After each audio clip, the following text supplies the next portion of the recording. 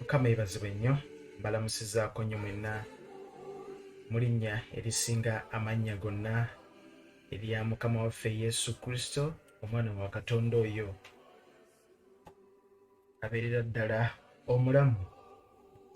Abakuumye atya? Tukkiriza Katonda nti abakuumye bulungi. Twagala okwebaza ekisa kye ekingi ekitajulukuka. Tukkiriza Katonda okukola ebikulu n'ebyamaanyi. Nsonga lwaki tuli mu kifo kino, kulabika nti obulamu bwo obw'omwoyo bubaako level gye buddako mu kutegeerera ddala ebigambo bino eby'obulokozi bye twakkiriza. Mukama yebazibwe. Akubuuzaako omuweereza wa Kristo, omuweerezaawo, omuddu mu Mukama, omuddu wo, your servant in the Lord. Twebaza Katonda. Nicholas nga nze ali mabega w'emizindalo gino ejja Just Gospel Media Uganda okutwalira ddala mu ddakiika zigenda kuba 40 zokka okulabika nti obulamu bwo bukyuka mu linnya erisinga amannya erya Kristo.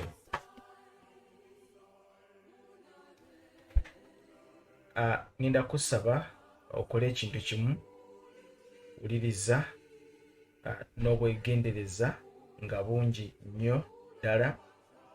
Bw'oba osobola obeeko awantu w'owandiika okusobola okulabika nti ojjukira oba oli awo mu linnya lya Yesu. Olaba ne Yesu naye ayina we yawandiika. Kya makulu nnyo naawe osobola okubaako w'owandiika ebigambo bino oba oli awo ebikoledde, osobole naawe okusomesa abalala. Nkwanirizaako nnyo ekitundu kyaffe kino ekyokubiri, the free gift of righteousness. Tukkiriza Mukama nti bwe tunamalira topiki eno, obulamu bwo tebujja kusigala kyekimu mu linnya lya Mukama waffe Yesu. Amen. Weeteeketeeke nange nzije katono.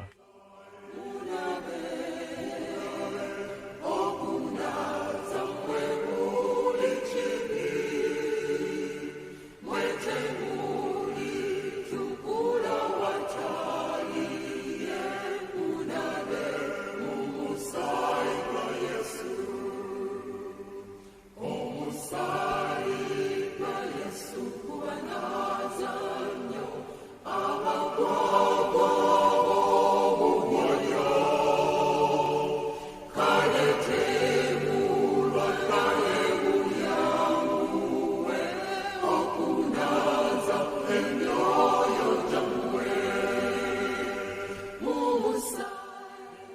ali nange osobola okubikula Isaaya 64 n'olunyiriri lujja kuba lwa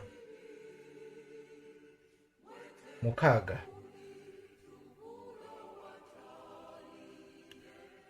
Isaaya 64 n'olunyiriri lwa 6. Otuuseewo?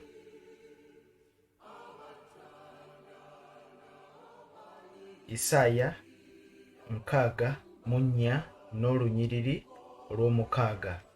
Isaiah 64 verses 6. Kusabye n'obwegendereza ngenda mpola nga bulijjo enkola yaffe bweri. Owulirize, tekeyo omwoyo, tusome ebigambo bino. Bwe tunaamalirako ojja kuba oweereddwa omukisa. Sigenda kudduka misinde. Amina. Isaaya 64 n'olunyiriri lwa 6. Bayibuli esomesa nti kubanga ffenna tufuuse ng'atali mulongoofu, n'ebikolwa byaffe byonna eby'obutuukirivu biringa ekyambalo ekikongedde. Era ffenna tuwotoka ng'olulagala, n'obutali butuukirivu bwaffe bututwalira ddala ng'empewo. Mukama yebazibwe. Isaaya 64 n'olunyiriri lwa 6. Kubanga ffenna tufuuse ng'atali mulongoofu, n'ebikolwa byaffe byonna eby'obutuukirivu biringa ekyambalo ekikongedde. Kiyite rag, kiyite ekisiimuula, filthy rags, biyite ebisiimuula.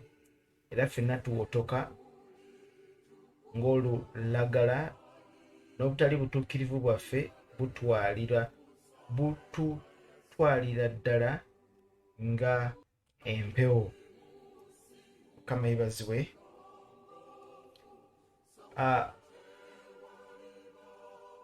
Obutuukirivu obw'omu mateeka, obutuukirivu obw'omubiri mpewo. Obutuukirivu obw'omubiri, obutuukirivu obw'omu mateeka bulinganga byambalo ebikongedde, kiyite ebisiimuula. Era obutuukirivu obwo Katonda tabubala, abulabira wala, kubanga tebusaana mu maaso ge, kubanga si kyali. Obutuukirivu bwa Katonda bw'agaba n'ekyo kyali si bwa mubiri. Never, never, never. Mwoyo, bwa mwoyo, kubanga ye kennyini nnyini mwoyo. So obutuukirivu bwe bwawa tebuva mu kufuba kwo. Ekirabo eky'obutuukirivu kyawa tekiva mu kulwana kwo. Tekiva mu kufuba kwo.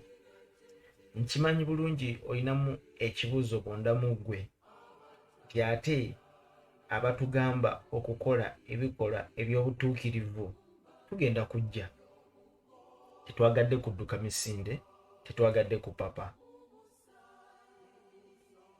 Njagadde osooka otegeere nti bwe walokoka olina ekirabo kye wafuna bwe butuukirivu. Wafuna ekirabo bwe butuukirivu, wakkiriza Kristo.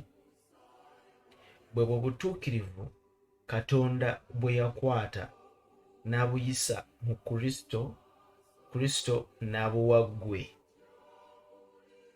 Nga ekibi bwe kyayita mu Adamu nga kiva eri Sitaani, ne kiva eri Sitaani ne kijja eri Adamu, ne kisaasaana ensi, ne kiyingira omuntu. Kakati Katonda kye yakola naye kwe kukwata obutuukirivu obuva gy'ali ne buyita mu Kristo. Bwe butuuka mu Kristo ne bujja eri abantu, eri buli oyo akkiriza. Kakati Kristo n'aburiginga, n'abeera wakati nga ye mediator, n'akola kye tuyita imputation, nti atuteekamu, he imparts us his righteousness from God, buli akkiriza. N'eri ewa Sitaani, buli atwala emirimu gye aweebwa, atambulira mu kibi, abeera mu kibi. Kati Kristo ye bw'ajja kyakola akubulijinga ne Mukama.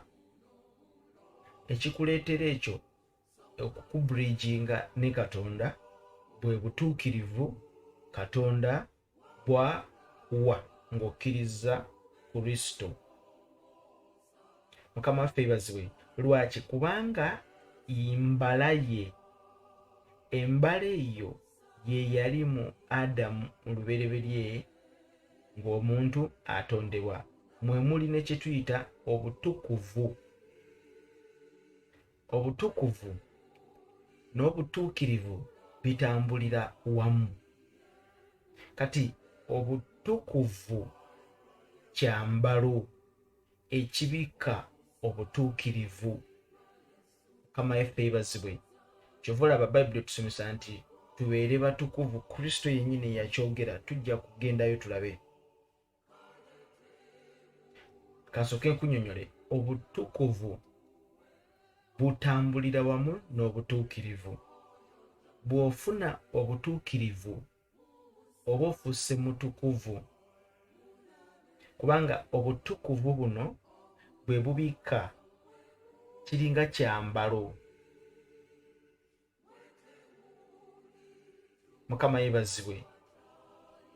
Bitambulira wamu, bya Luganda. Ofuna ekyambalo, kibeera nga kyambalo ekikukavarinze. Mukama yeebazibwe. Tujja kujja mu maaso tukirabe. Mbadde nkyakutegeeza nti ekibi bwe kyayingirawo ne kidisconnectinga omuntu ne Katonda. Kakati Katonda n'aleeta omwana we atubulijinge naye, kwe kuweebwa obutuukirivu. Obutuukirivu obwo nga Kristo yabugaba. Butuukirivu yabugaba buli akkiriza, si buli akoze ennyo n'alwana ennyo akugabira amateeka. Mukama waffe yeebazibwe. So obutuukirivu bwaffe obw'amateeka mu mubiri ne tulwana ennyo tusaane. Kyova olaba Kristo atugamba nti obutuukirivu bwammwe bulina okusingawo nnyo n'obw'Abafalisaayo. Lwaki? Nti obutuukirivu bw'Abafalisaayo mateeka. Kakati obwaffe bulina okusingawo ku obwo kukkiriza, bukkiriza. Kyova olaba nti Ibulayimu mu lubereberye 15 n'olunyiriri lwa 6, Abulahamu yaweebwa obutuukirivu, si kubanga nti yafuba nnyo okukola ebikolwa eby'obutuukirivu, wabula yakkiriza bukkiriza n'afuna kye bayita obutuukirivu. Lwaki Ibulayimu abalira okubeera omutuukirivu mu kukkiriza. Kino kijja nti naffe kubanga Ibulayimu ensigo eyo eyava mu Ibulayimu naffe tugirimu, y'ensigo ey'okukkiriza. Ti nga Ibulayimu bwe yafuna obutuukirivu okuyita mu kukkiriza, bwe kityo naffe kitugwanira okufuna obutuukirivu okuyita mu kukkiriza. Lubereberye 15 n'olunyiriri lwa 6.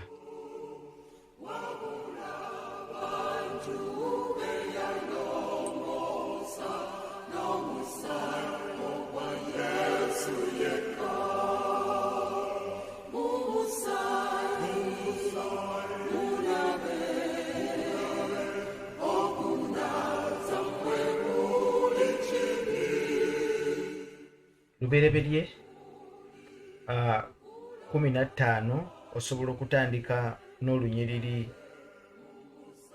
lw'okuna. Mukama ebazibwe. Osobola okutandika n'olunyiriri olw'okuna. Lubereberye 15 n'olunyiriri olw'okuna, olw'okutaano paka olw'omukaaga.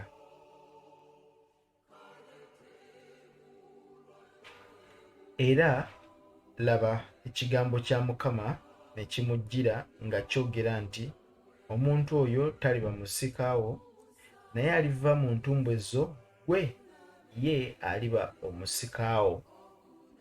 Olwokutaano, Lubereberye 15:6, n'amufulumya ebweru. Nkusabye ompulirize. N'amufulumya ebweru n'ayogera nti tunuulira eggulu kaakano obale emmunyeenye, bw'onooyinza okuzibala. N'amugamba nti ezzadde lyo bwe liriba bwe lityo. Nakkiriza Mukama n'akumubalira okuba obutuukirivu. Kakati Katonda akola ddiiru ne Ibulayimu. Fuluma wabweru bala emmunyeenye ezo. Kitegeeza nti Ibulayimu teyasobola na kuzibala. In other words, nina study nga kirabika nti n'obudde bwali bwa misana, naye ekikolwa kye yakola okukkiriza kwe yasitula agende akebere. Okubala emmunyeenye si kwe kumubalira okubeera obutuukirivu, wabula yakkiriza ekyo Katonda kye yamugamba. Kufuluma kwokka kye yakola ekyo nti nfulumye, n'akumubalira okubeera omutuukirivu. Si kubala mmunyeenye nti mbazeeyo 10 nti sisobodde kuzibala. Bayibuli tetulaga nti yazibala. Nti awo Ibulayimu n'abala agenda ozibala nga teziggwaayo. Oba yabalako 10 nedda. Singa yabalako 10, abo bye yandibadde ezzadde lye nti 10. Teyabala na kubala. Kati Ibulayimu okuweebwa obutuukirivu si kulaba munyeenye, si kuzibala, wabula ekikolwa kyokka. Action eyo gye yakola eyo, nakkiriza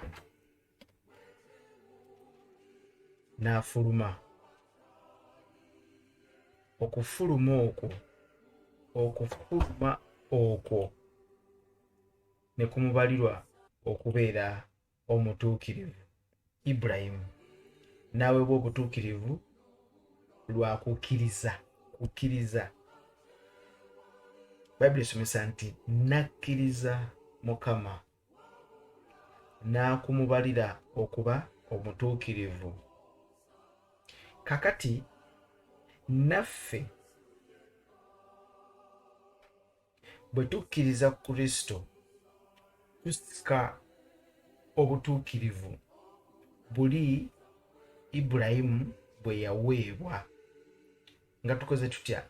Nga tukkiriza Kristo. Nga tukkiriza Kristo. Bwe tukkiriza Kristo tuyingira mu lunyiriri olw'abatuukirivu. Kakati baganda baffe ab'e Roma, Paapa yalina okulangirira nti gundi ye mutuukirivu, gundi ye mutuukirivu, era abakatuliki bonna teri mutuukirivu. Paapa yekka ye mutuukirivu, era buli mwaka yalangirira abo abali mu lubu lw'abatuukirivu. Empeta yagirina. Omuntu ne waaba yafa dda myaka 10, basigala bagamba okusinziira ku bintu bye yakola kumubalira okubeera omutuukirivu. Ku bikolwa bye yakola, yayamba abantu, yakola charities, yayamba ekereziya, yafiiririra eddiini. Abamu bamwegairira n'okumwegairira nti tukwegayiridde, ne babendoosinga nti bwana mukulu w'egindi mubale mu lubu lw'abatuukirivu olw'okwesiima. Kati Paapa n'agamba nti oyo naye tumubaze mu lubu lw'abatuukirivu. Kati abakatuliki bonna teri mutuukirivu. Teri.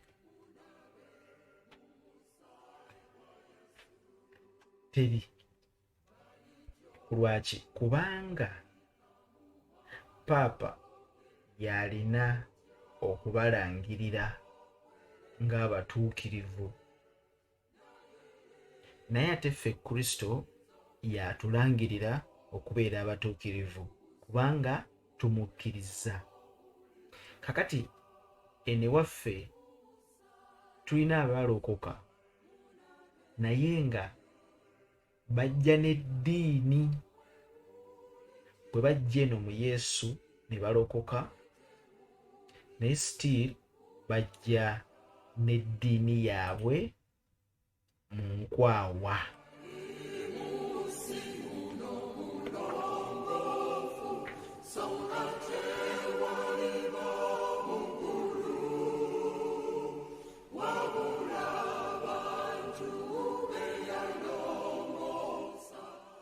Bajja n'eddiini yaabwe mu nkwawa. Batya nti olwaleero okyasobola okusanga omulokole n'omubuuza oli mutuukirivu, n'akugamba nedda, siri mutuukirivu, I'm not righteous. Lwaki akugamba bw'atyo? Kubanga asinziira ye ku bikolwa ye by'alowooza. Ng'Abakatuliki, kamaffe ibazibwe, nga Abakatuliki, kubanga akyalina enkola ey'amateeka. Obwongo bwe bwonna bwawambibwa ebikolwa eby'omubiri n'amateeka. Kizibu nnyo olwaleero omulokole okumuggyamu eddiini eyo. Era deliverance esingira ddala eyeetaagisa okukolerwa ku mulokole si mugoba mu mizimu, kubikkulirwa kigambo kya Katonda. Bw'amala okitegeera omuzimu gudduka gwokka. Bayibuli esomesa mu Baluumi 3:2, Baluumi 3 olunyiri lwa 2, tusome 2:21, 2:2 paka ndowooza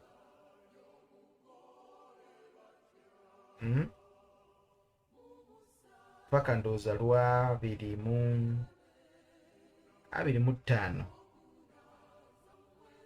Baluumi 3 olunyiri lwa 20 paka 25. Otuseewo Baluumi, Book of Romans chapter 3 verses 20 to 25. Baluumi 3:2 paka 25 tutambule. Kubanga olw'ebikolwa by'amateeka wangi kubanga olw'ebikolwa by'amateeka alina omubiri yenna taliweebwa butuukirivu mu maaso ge. Kubanga amateeka ge gamanyisa ekibi. Kawulire, kubanga olw'ebikolwa by'amateeka alina omubiri yenna taliweebwa butuukirivu mu maaso ge. Gwe buli w'oyimirira n'olowooza nti obutuukirivu Ibulayimu bwe yafuna, kubanga ensigo eno ey'obutuukirivu tugijja mu Ibulayimu, kubanga ye jjajjaffe mu kukkiriza. Jjajjaffe mu kukkiriza. Kati kwamubalira okubeera omutuukirivu si lwa bikolwa by'amateeka eby'omubiri, nedda, yakkiriza Katonda. Kakati Baluumi 3:20 paka 25 olunyiriri lwa 20 lugamba kubanga olw'ebikolwa by'amateeka alina omubiri yenna taliweebwa butuukirivu mu maaso ga Katonda. Kubanga amateeka ge gamanyisa ekibi. Tosobola kuweebwa butuukirivu ng'olowooleza mu mateeka nti amateeka ge gagenda okuweesa obutuukirivu. Tekisoboka. Ebikolwa eby'omubiri si bye bikuweesa obutuukirivu. Nkimanyi ky'oyagala okumanya, naye ngenda kikutegeeza maaso awo. Tugende maaso. 21 Naye kaakano awatali mateeka obutuukirivu bwa Katonda obutegeezebwa amateeka ne bannabbi bulabisibwa. Obutuukirivu bwa Katonda kaakano awatali mateeka obutegeezebwa amateeka ne bannabbi bulabisibwa. Bwe butuukirivu, njagala kujjukiza, bwe butuukirivu bwe tujja ku Ibulayimu. Nga Ibulayimu bw'omuggyako omukisa gwa jjajjaffe Ibulayimu ne Isaaka, omukisa ogwo kati nno bw'omuggyako n'obutuukirivu olw'okukkiriza. Kubanga tuli nsigo ya Ibulayimu mu kukkiriza, nti twafuna obutuukirivu lwa kukkiriza. Mukama waffe yeebazibwe. Tuli ffenna Babiri kyeva esomesa mu Baluumi 3:21 nti naye kaakano awatali mateeka obutuukirivu bwa Katonda obutegeezebwa amateeka ne bannabbi bulabisibwa. 22 agamba, Baluumi 3:22 bwe butuukirivu bwa Katonda olw'okukkiriza Yesu Kristo eri bonna abakkiriza, kubanga tewali njawulo. Wangi Baluumi 3:22 bwe butuukirivu bwa Katonda olw'okukkiriza Yesu Kristo eri bonna abakkiriza. Eri bonna abakkiriza, kubanga tewali njawulo. Bwe butuukirivu Ibulayimu bwe yaweebwa mu lubereberye 15:6 ekumubalira okubeera obutuukirivu bwe yakkiriza Katonda. Kakati awo we tutambulira mu butuukirivu obwo. Obutuukirivu mbala ya Katonda, attribute ekyo Katonda kyali. Mutukuvu, mutuukirivu, era ayagala ekyo kyali kye tuba tubeera, bwe kutondebwa mu kifaananyi kye ne mu ngeri ye.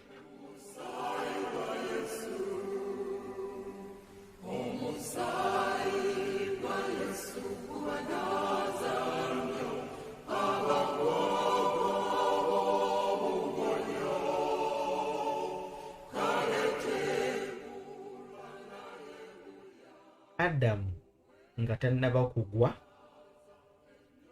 nga tebannaba kutusuula mu buzibu, omuntu yatambuliranga mu position ya butuukirivu na butukuvu. Kyali kyambalo omuntu kye yayambala. Mukama waffe yeebazibwe. Butuukirivu nga kyambalo bitambulira wamu n'obutukuvu bwa Katonda. Ng'omuntu bw'aba n'obutuukirivu aba mutukuvu. Nga ku byo ekimu kye kibikka kinne waakyo. Mukama yeebazibwe. Kyambalo. Obutukuvu kyambalo. Ekibikka obutuukirivu byonna bitambulira wamu. Tosobola kubyegaana. Kati bw'obuuza Omukatuliki oli mutuukirivu, ajja kugamba nedda. Oli mutukuvu, nedda. Ajja kusongera ku muntu omu, abiri byonna ye paapa. Kakati abalokole bwe baalokoka baasigalamu eddiini. Baasigalamu akantu ako ak'eddiini. Era nkutegeeza nti bonna oyinza obbakuba emiggo n'otajjaamu muntu n'omu. Bonna oyinza obbakuba emiggo nga buli omu ansa gy'akuwa, siri mutuukirivu, siri mutuukirivu, siri mutuukirivu, siri mutuukirivu. Bonna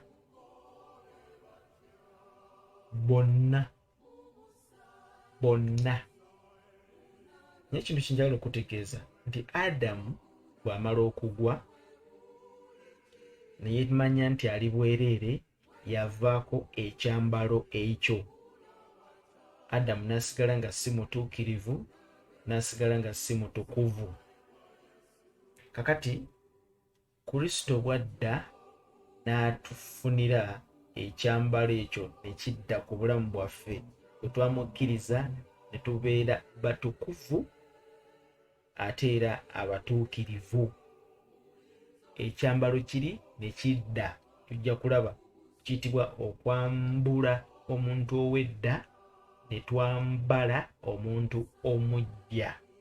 Kakati Bayibuli etusomesa mu Baluumi 10 n'olunyiriri olwokuna.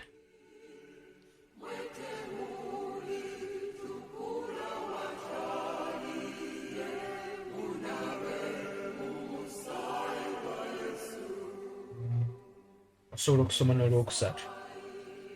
Baluumi 10:3 tusome n'olwokuna kale.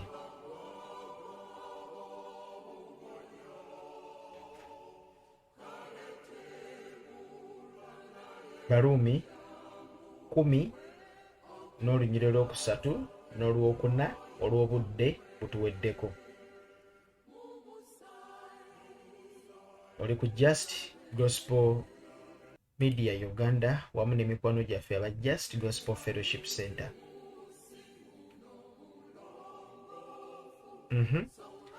Baluumi 10 lunyiriri lwakusatu paka lwakuna. Soma. Kubanga bwe batamanya butuukirivu bwa Katonda era bwe bagezaako okutereeza obutuukirivu bwabwe bo bennyini, tebagondera butuukirivu bwa Katonda. Kati eddiini kyekola ekulwanisa nnyo otambulire mu butuukirivu obw'amateeka. Ogezaako okukola obutuukirivu bwo gwe kennyini. Awo nno batogondera butuukirivu bwa Katonda buli obw'okumusaalaba bwakuwa olw'okukkiriza. Kati kwata ku mutwe gwo ogambe nti Mukama nzigyamu eddiini eyakwata omutwe gwange, nzigyamu endowooza y'eddiini eyakwata obwongo bwange. Osobola okuyimirira mu kibiina ky'abalokole. Kino nkuwa ssente, tandika okukola okunoonyereza. Olina munno alina WhatsApp, osobola omukubira akasimu, mubuuze ekibuuzo. Sister, brother, ama oli mutuukirivu oba nedda? Ku bantu 10 ojja kufunako abantu 7 nga bakugamba siiri mutuukirivu. Omubuuze lwaki, ajja kugamba kubanga nyonoona nnyo.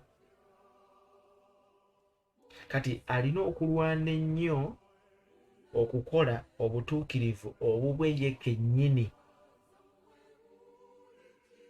asobole okuyimirirawo. Mugambe ddayo mu ddiini eya paapa. Oyo mukatuliki awedde emirimu, yeeyambula bweyambuzi sapule, naye nga sapule yasigala ku mutima. Tulina abalokole abakatuliki mu kkanisa ya Kristo. Balungi mu kuba mu ngalo, balungi mu kuyimba aleluya, balungi mu kugamba osaanidde Mukama. Buuza kwaya, gwe kwaya ttiimu memba gwe ŋŋamba. Kwaya yo yonna eyimba ennyimba ina amaloboozi amalungi. Batuuze wansi obabuuze. Bannyabo ne bassebo abayimba ze alto, tena, soprano, muli batuukirivu oba nedda? Bajja kuyimirira bakutegeeze tetuli batuukirivu wadde n'akamu. Kati mubasindika ewa paapa, kubanga ewa paapa eyo paapa tayagala bamumanyiira.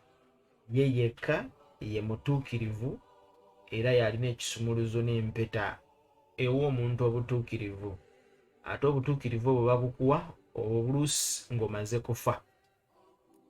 Kakati tubali tukyakusomera Baluumi 10 n'olunyiriri olwokuna otuuseewo. Tubali tuli ku lunyiriri lwakusatu, Baluumi 13:4. Kubanga bwe batamanya butuukirivu bwa Katonda era bwe bagezaako okutereeza obutuukirivu bwabwe bo bennyini, gamba munnooyo nti gundi obutuukirivu bwo oyagala busooka butereeza weetereeze oba nedda.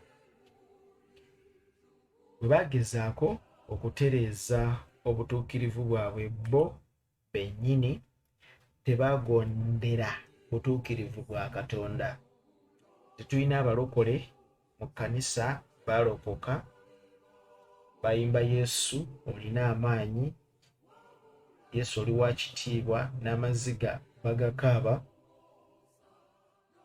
Nenjagala kutegeeza nti tebagonderangako butuukirivu bwa Katonda kubanga babutiira ddala.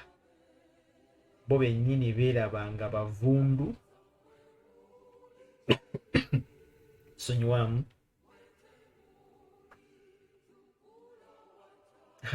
Mukama tusaasire.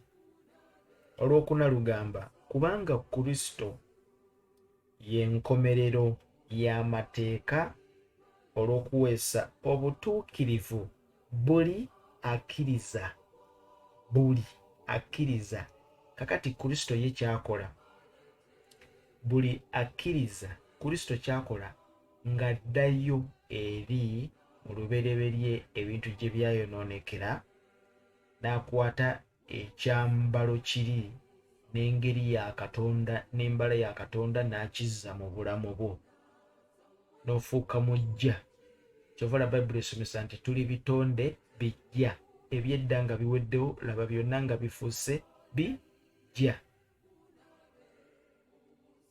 Oddayo mu mbala ya Katonda n'oddayo mu kifaananyi kya Katonda mwe yakutondera mu butuukirivu ne mu butukuvu gwe mwe watondebwa.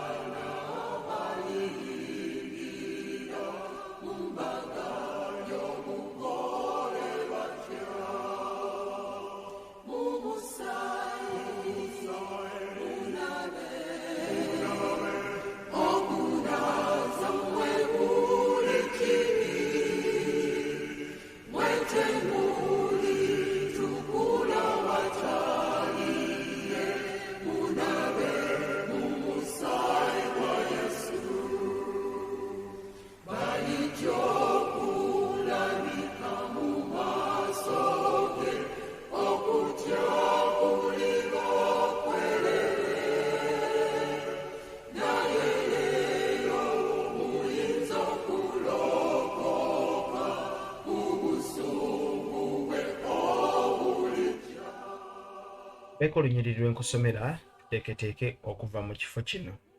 Mukama yebazibwe. Ezeekeri 28:15 badde ndi mu kulunoonya. Gwe bwe wali otondebwa, watondebwa mu ngeri bbiri. Watondebwa mu butukuvu ne mu butuukirivu bwa Katonda. Ekyo ky'olina okumanya. Naye ekibi bwe kyajja byonna ne biggwaawo n'osigala ng'oli bwereere. Kakati bw'omala okufuuka ekitonde ekijja,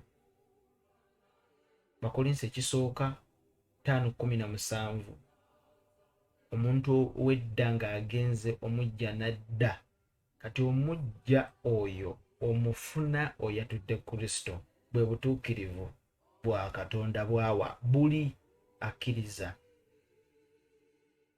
Era ofuna n'obutukuvu, n'obeera mutukuvu omutuukirivu. Edda nga bwe wali, oddayo nga bwe wali, bujja oba ofuuse baby born. Kyova olaba oyitibwa born again.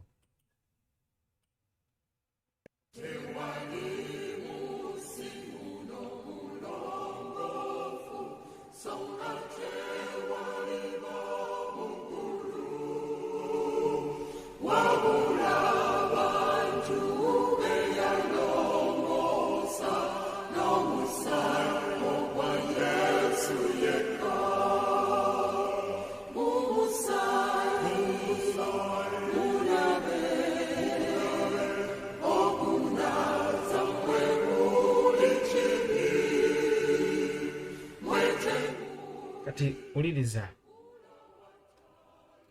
Bayibuli tusomesa mu Ezeekeri 28:15. Ezeekeri 28:15 budde butudduseeko. Mukama yebazibwe.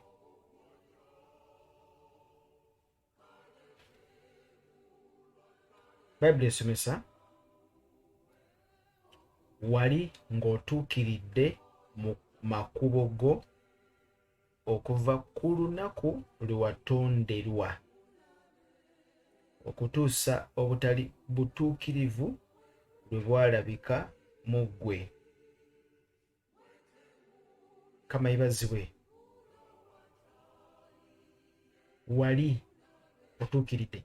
Katonda ebintu byonna bye yatonda, kazibe zimalayika, bonna baatondebwa mu butukuvu ne mu butuukirivu bwa Katonda. Mu butukuvu ne mu butuukirivu bwa Katonda kababeere bamalayika. Naawe watondebwa mu butukuvu ne mu butuukirivu bwa Katonda, ng'otuukiridde, nga ne bamalayika bonna batuukiridde.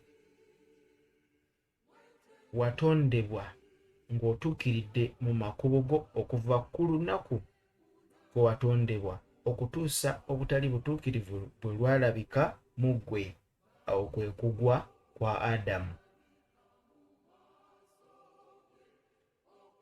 Mukama waffe yebazibwe.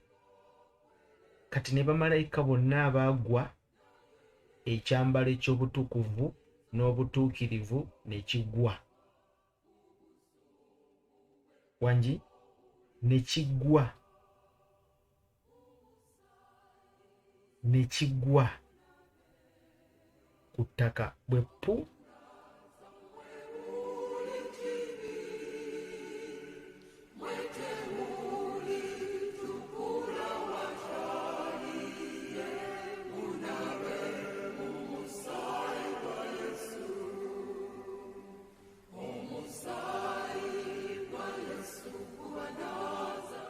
Kakati kambeeko ekyawandiikibwa ekirala kye nkugattira kikuwa ekifaananyi ekirungi.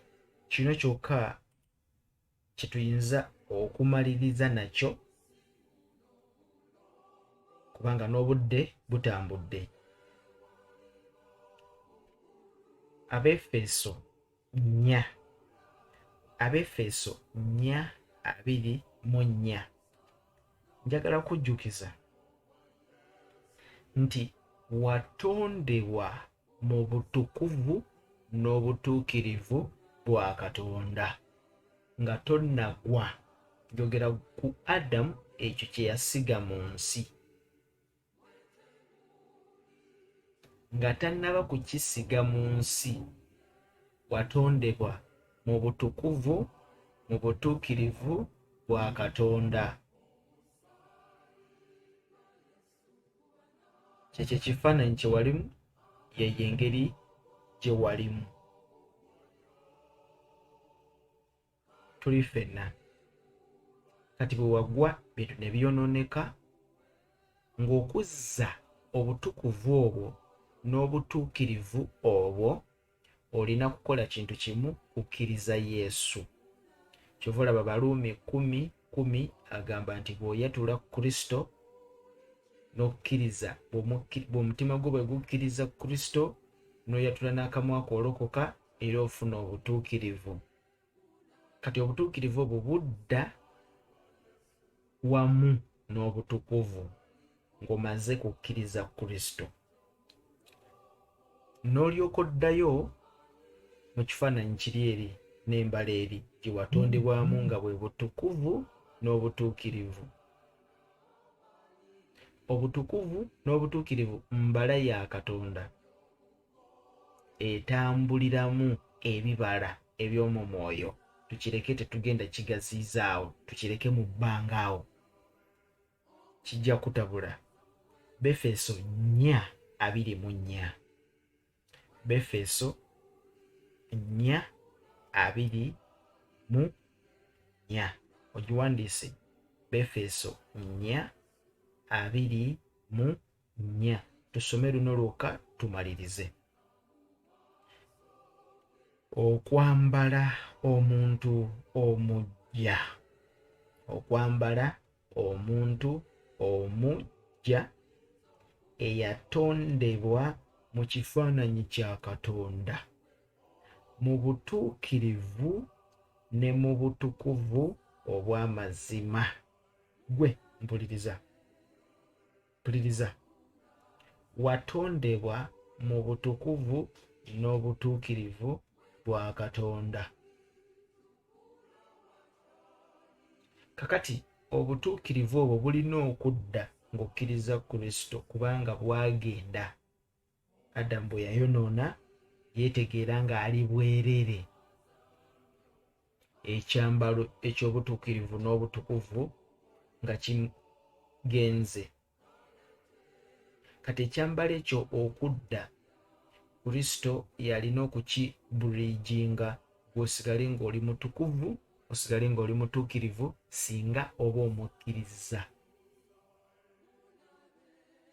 Kakati y'ensigo eyasigibwa mu Ibulayimu n'ejja ng'etambula n'okututuukako olwaleero.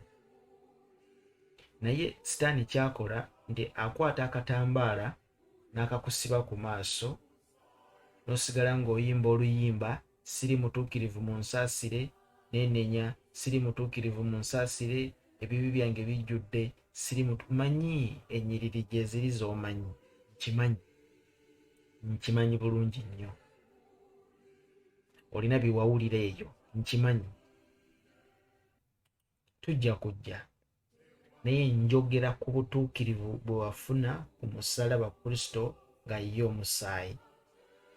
Tobuzannyisa. Kati ate nze nkola bwe nti, kati ate nze ntambula bwe nti, kati nze ndi bwe nti, sifuddeeyo kyonna ky'oli gy'otambulira, oba osiiba olya mayirungi, oba embuto waakajjamu 8, oba oli kyonna ky'oli saagala kumanya. Ku buno obutuukirivu bwe njogerako obuyitibwa the imputed righteousness. Kubanga Kristo ye yabukuwa bwe wakkiriza. Kubanga wayambala omuntu omuggya. Omuntu omuggya oyo ye yatondebwa mu kifaananyi kya Katonda, mu butuukirivu ne mu butukuvu obw'amazima. N'olwekyo bw'olokoka obeera mutuukirivu ate mutukuvu kubanga kye kifaananyi kye watondebwamu. Mukama akunjagalire, tujja kuddamu mu linnya lya Mukama waffe Yesu. Bakisikusiibula ne kugamba nti babaaye.